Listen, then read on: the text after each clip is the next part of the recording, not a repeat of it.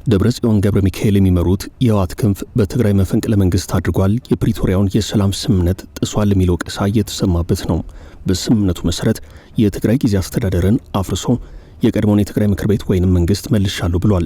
መለሱት ያለው መንግስት ግና ተቀባይነት አላገኘም። የውስጥ ትርምሱ ቀስ ብሎ አደባባይ የወጣ ነው። የህወሓት ወታደራዊ አዛዦች ለነደብረጽዮን እንቅስቃሴ ፈተና ሆነው ብቅ ማለታቸው ተሰምቷል። እነደብረጽዮን ከመቀለ እስከ አስመራና ካይሮ ድረስ ያልጠበቁት ነገር እየገጠማቸው ነው። ምን ገጠማቸው የሚለውን ወሳኝ ጥያቄ በዚህ ምጥን መሰናዶ ለመመልከት እንሞክራለን።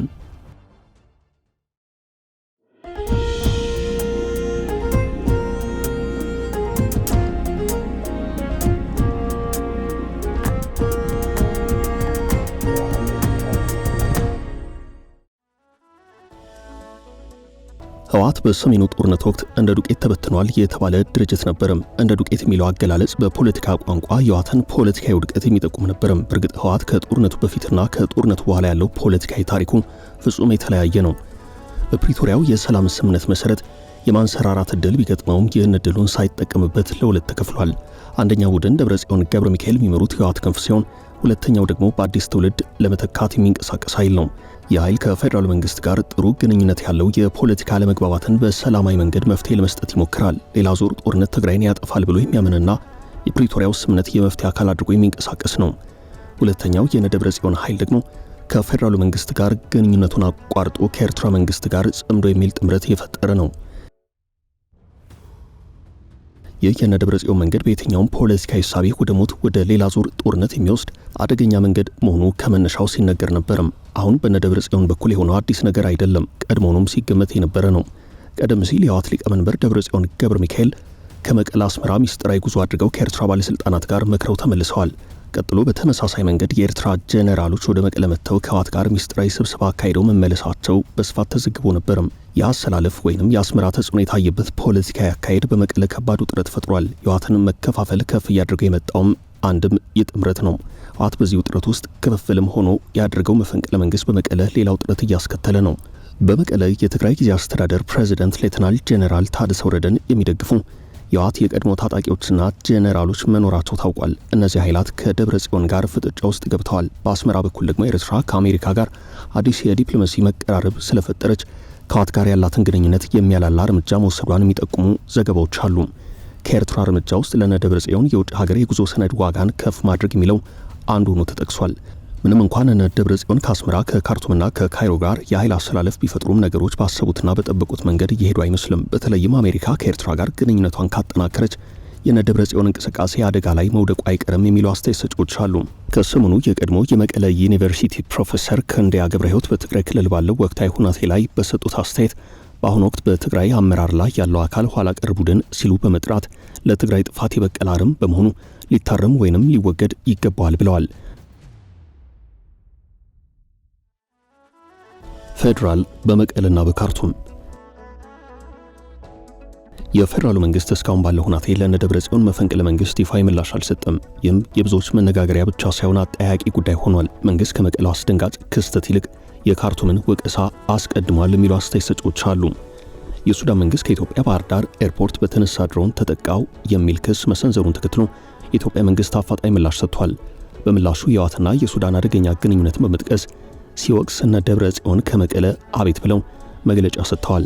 ደብረጽዮን የተሾሙበትን የትግራይ ክልል ምክር ቤት ወደ ስራ የመለሰው ህወሓት ከፌደራሉ መንግስት የቀረበውን ቀጠናውን ለማተራመስ ከሱዳን መንግስት እየተባበረ ነው የሚል ክስ መሰረት የለሽ በማለት ውድቅ አድርጓል። ህወሓት ይህንን ያለው ለውጭ ጉዳይ ሚኒስቴር ምላሽ ለመስጠት ባወጣው መግለጫ ነው። ሱዳን ከኢትዮጵያ ግዛት የተነሳ ድሮን በዋና ከተማ ካርቱም የሚገኘውን ዓለም አቀፍ አየር ማረፊያ እንዳጠቃ በመግለጽ ላቀረበችው ወቀሳ ማክሰኞ ዕለት ምላሽ የሰጠው የውጭ ጉዳይ ሚኒስቴር የአገሪቱ ጦር የህወሓት ቅጥረኛ ተዋጊዎችን እየተጠቀመ ነው ብሎ ነበርም።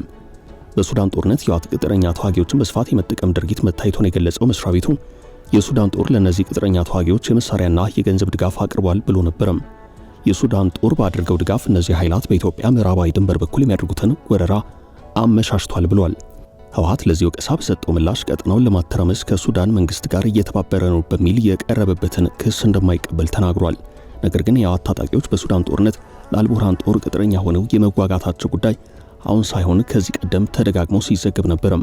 ህወሓት ለግብጽና ኤርትራ ጋር ከሆነው ከጄኔራል አብደል ፋታህ አልቡርሃን ከሚመሩት የሱዳን ብሔራዊ ጦር ጋር በትብብር እንደሚሰራ በተደጋጋሚ ይነገራል።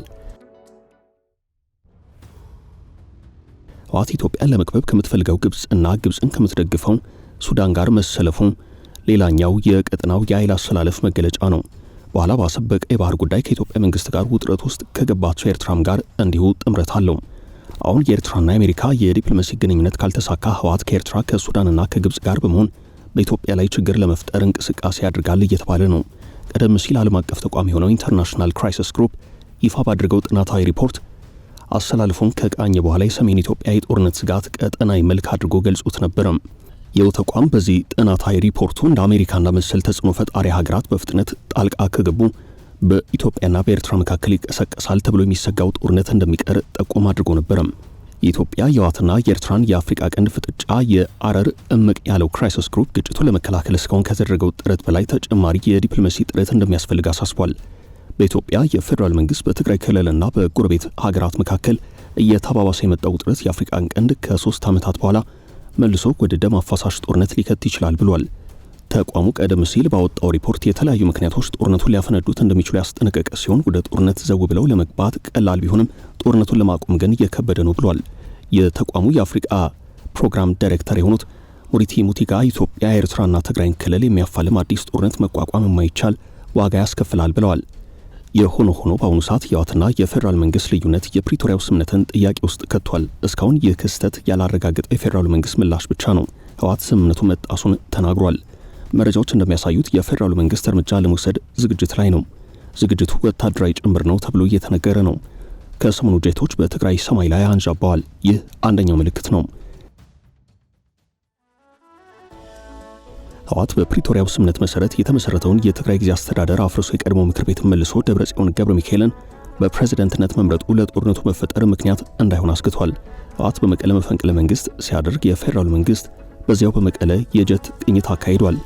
በአጠቃላይ ህወሓት በዚህኛው ዞር የጦርነት ዝግጅት ድጋፍ አለው ለማለት ያስቸግራል። ወጣቶች በድፍረት እየተቃወሙት ነው። የቀድሞ የህወሓት አመራሮች እንዲሁ ወቀሳ እያሰሙ ነው። እነ ደብረጽዮን ይህን ተቃውሞ ችላ ብለው ከኤርትራ ከሱዳንና ከግብጽ ጋር ያላቸውን ግንኙነት አጠናክረዋል። አሜሪካ ህወሓትን በመቀለ እንዳሳሰበች ሁሉ በ4 ኪሎ በአስመራና በካርቱም በአጠቃላይ በቀጠናው በአዲስ የኃይል አሰላለፍ የተናነቁት አካላት አሜሪካ አስጠንቅቃለች። የተስፋ ሰጪ ቢሆንም ውጥረቱ ከፍተኛ ነው። አዲሱ የኃይል አሰላለፍ በአፍሪካ ቀንድ ቀጠና አዲስ ውጥረት ፈጥሮ በስጋት እየተዘገበ ነው። በኢትዮጵያና በሱዳን መካከል ያለው የዲፕሎማሲ ውጥረት ከፍ ወዳለው ወታደራዊ ግጭት እንዳያመራ አስግቷል። የሱዳን የውጭ ጉዳይ ሚኒስቴር አገሪቱ ከኢትዮጵያ ጋር ለማንኛውም አይነት ቀጥተኛ ወታደራዊ ግጭት ዝግጁ መሆኗን የገለጸ ሲሆን ይህ ዛቻ የተሰነዘረው በዋና ከተማዋ ካርቱም ለተፈጸመው የድሮን ጥቃት ኢትዮጵያን ተጠያቂ ካደረጉ በኋላ ስለሆነ ጉዳዩን ከሀገር ቤት ካሉት በተለይም ከህወሓት የትግራይ ክልል ፖለቲካ ጋር በቀጥታም በተዘዋዋሪም የሚገናኝ ትንታኔ የሚሰጥበት ነው። ሱዳን ከኢትዮጵያ ግዛት የተነሳ ድሮን በዋና ከተማዋ ካርቱም የሚገኘውን ዓለም አቀፍ አየር ማረፊያ እንዳጠቃ በመግለጽ ላቀረበችው ወቀሳ ማክሰኞ ዕለት ምላሽ የሰጠው የውጭ ጉዳይ ሚኒስቴር የሀገሪቱ ጦር የህወሓት ቅጥረኛ ተዋጊዎችን እየተጠቀመ ነው ብሎ ነበርም። በሱዳን ጦርነት የህወሓት ቅጥረኛ ተዋጊዎችን በስፋት የመጠቀም ድርጊት መታየቱን የገለጸው መስሪያ ቤቱ የሱዳን ጦር ለእነዚህ ቅጥረኛ ተዋጊዎች የመሳሪያና የገንዘብ ድጋፍ አቅርቧል ብሎ ነበርም። ጉዳዩን አሳሳቢ የሚያደርገው ሱዳን በዋነኝነት ግብጽና ህወሓትን ይዛ በኢትዮጵያ ላይ አደጋ ልትፈጥር ትችላለች የሚለው እሳቤ ነው።